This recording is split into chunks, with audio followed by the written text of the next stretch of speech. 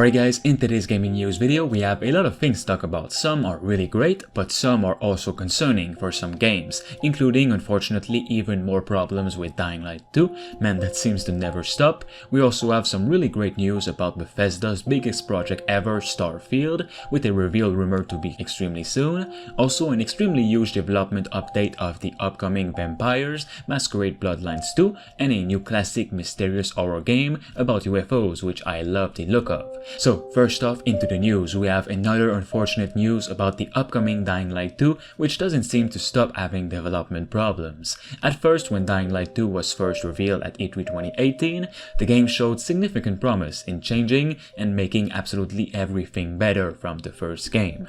Branching narrative options, a reactive world that reflects the player's choices, alongside the amazing parkour movement and combat systems that Dying Light implemented. It's looking really good through its gameplay video, but that is the only thing we can say about it for now. At first the game was delayed, then delayed again, and then delayed indefinitely.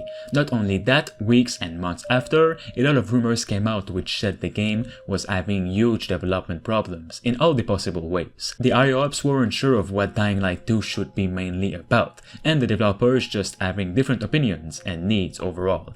That led to the departure of writer Chris Avallone, who was kicked out for false allegations, and just recently another writer, also the art director, Powell Selinger, has left the company, with Techland stating him leaving the company won't change Dying Light 2's development. Now, at the time of this video, this is what we had with the game, but something new just came in. A recent article/interview by the gamer website revealed the very bad nature of the work environment at Techland, the game's developers. The article cites the company's CEO, Powell Marchuka, as the root cause behind all the problems. Many anonymous employees have reported that they are consistently told their work is too shit, with no other specific criticism given. The little secret interviews by the website all says that the studio has no production pipeline, and when experts from well-known companies are brought in to implement one, the CEO eventually fires them for going against his vision. Designers, marketers, and writers report the same experience. They work endlessly on a project and have it approved, only to be later told it is shit. I hope I'm not getting demonetized for saying that, I'm just stating articles, YouTube please. The current method of workflow in Techland is a production pipeline that changes so quickly and rapidly that it might as well not exist, according to one source that told the website. Techland has hired more producers to bring some kind of order to Dying Light 2's production, but the old guard blocks anything the new blood attempts to implement. Another person who worked on Dying Light 2 for multiple years told the article that they have no idea what the final game will be or what the story is. It's changed so much, people kept quitting and getting fired. Those same complaints also explain the many problems the original Dying Light had, with the story being cliché and the gameplay being borrowed from the company's past games. The complaints goes on to say that the same CEO completely rewrote the first game's story right before launch, which is why we had a pretty normal story.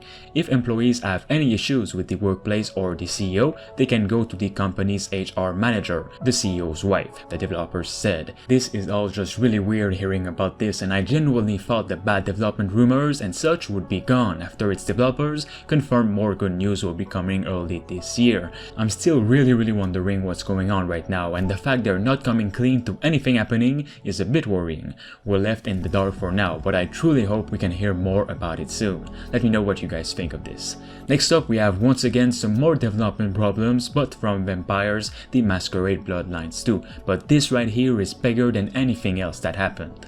Many of you might remember the video I made not long ago about this project, and I talked about it having many development problems, and once again really important developers leaving the studio, and some even getting fired out of nowhere. It was really clear something was going on, and there was, as Paradox, its publisher, was reshaping the entire studio working on Bloodlines 2. Now it has been confirmed Bloodlines 2 will not be releasing anytime soon or on any console or PC. The game has had huge problems over the past months, which they couldn't ignore, and thus delayed the game, but not only that, completely removed the developers working on it. Here is their official message concerning that. As you have noticed, we've been keeping pretty quiet for a while. With this in mind, the first piece of news we have for you is to confirm Bloodlines 2 is still in development. Secondly, we've made the hard decision that Artsuit Labs will no longer be leading the development of Bloodlines 2, which also means that we will not be releasing in 2021, as previously planned. Since we cannot at this time communicate a new release date, we've also decided to stop accepting pre-orders for the time being. This game is very important to us, and it has been an ambitious project from the very start. In order to meet our goals for it, we've come to the conclusion that a change is needed, and as a result, more development time is required. This is a bad and good news at the same time. Bad because we don't know when it'll release or if it'll ever release, and the good is, well, they've kind of confirmed the game is still in development. No doubt this change in developer will be significant in everything that has been shown as of yet from the game. I will definitely be talking about Bloodlines 2 when we hear more about it. Let me know what you think of this. Next up, we have Starfield. Into the good news finally. I was starting to become a bit depressed of all these AAA games. Well, Starfield is highly rumored to have its first reveal next month in March. Now, first of all, just recently, a pretty well-known industry insider by the name of Nate Drake on Reset Era has said that Bethesda is really looking at 2021 for the launch of Starfield, and they are still right now despite everything that's happening with this virus thing. Nate Drake then follows up his comment encouraging even more caution with regards to any release date assumptions. They say that all they heard was that 2021 was a goal for Bethesda as of late 2020. Now onto something even more exciting. The very reliable industry insider Jeff Grubb confirmed on his podcast that Microsoft is indeed still planning some sort of event to outline its plans for Bethesda. He goes on to say that he doesn't know yet if it'll be a full Nintendo Direct style event with plenty of game reveals, but they'll make note of it and talk about it extensively and explain what it means for everyone about this acquirement with Microsoft and Bethesda. They'll talk about the immediate future for both companies, expected around mid-March. This event, thanks to an extremely detailed and professional analysis on Reddit's leak page, also says we'll be getting a teaser this March, further analyzing certain comments from other insiders and content creators, all hinting at something this March. Whatever is coming, Starfield is 99% going to be in it. Quick little announcement, the day before the upcoming post-apocalyptic open-world survival game that looks like The Division and Last of Us is gonna have a new reveal this weekend, so stay tuned for that on the channel of course. Finally, we have a brand new game reveal by the name of They Are Here, which is looking like a great little mysterious horror game that I would love to get into, and also it goes back to the essence of what aliens or simply UFOs are all about.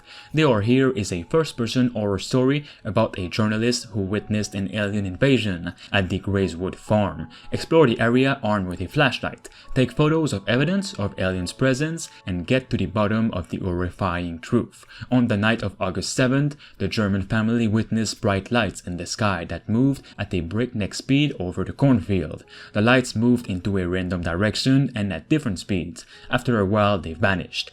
This strange behavior in the sky was observed at night at the same time for 5 days. According to the owner of the farm, all the animals went crazy. The dog became aggressive, tried to attack him and bit him. Children complained that someone was walking under their windows. Farmer Peter Sherman himself, in the field, saw a strange figure that did not look like a man. The journalist Taylor Fox, yourself, travels to Grayswood Farm to make a photo report for a local newspaper. But things turn very dark very quick. Let me know if you guys are interested in this one. Alright guys, that is all we have for today's gaming news video. If you'd like to see more on the channel, then of course drop a like onto this video and subscribe to stay tuned. Talk to you all soon. Thanks to Space Beer Gaming, Rush Singbati, I Am Legend, Diamond Hunter 45, Themistocles, Rickno23 and Kianzo Fagari for being a master member on the channel. You can become a survivor member for as low as 99 cents a month. It'll help me and the channel as a whole to make more and better videos.